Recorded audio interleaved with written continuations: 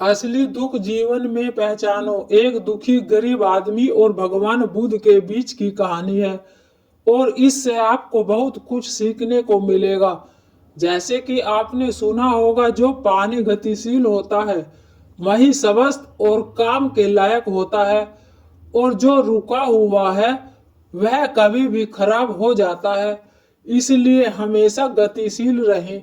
इसी बात को समझाने के लिए भगवान बुद्ध और एक दुखी गरीब व्यक्ति की कहानी आपको बताने जा रहा हूँ।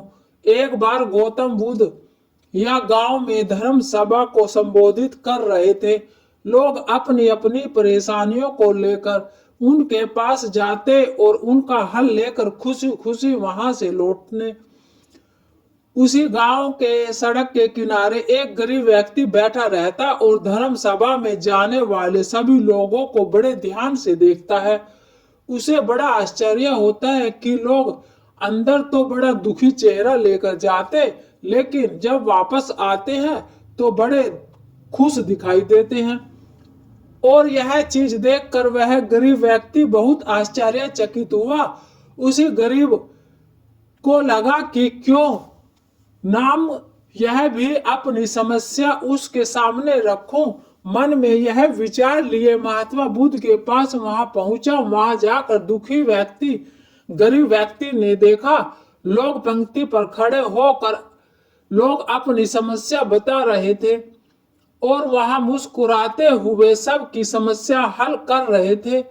जब उसकी बारी आई तो सबसे पहले उसने परमात्मा को प्रणाम किया और कहा, भगवान, इस गांव में लगभग सभी लोग खुश हैं, समुद्र में ही क्यों गरीब है। इस पर भगवान बुद्ध मुस्कुराते हुए बोले, तुम इसलिए हो क्योंकि तुमने आज तक किसी को कुछ नहीं दिया। आश्चर्य शक्ति। तो वह गरीब बोला, भगवान, मेरे पास दूसरों को देने के लिए भला क्या होगा। मेरा तो सोम का गुजारा बिल्कुल से हो पाता है, मुश्किल से हो पाता है। लोगों से भीख मांग कर मैं अपना पेट भरता हूँ। इस पर भगवान बुद्ध उसे देर शांत रहे और फिर बोले, तुम बड़े वैज्ञानिक हो। गौरव को बांटने के लिए इसे उन्हें तुमने बहुत कुछ दिया है, मुस्कुराहट दी है, जिससे तुम लोगों में आशा का संसार कर सकते हो। मुंह से दो शब्द मीठे बोल सकते हो, दोनों हाथों से लोगों की मदद कर सकते हो। ईश्वर ने जिसे यह तीन चीज दी है वही कभी गरीब और निर्धन नहीं हो सकता। निर्धन का विचार आदमी के मन में होता है और यह एक काम है कि इसे निकाल दो। यह सुनकर उस आदमी का चेहरा चमक उठा।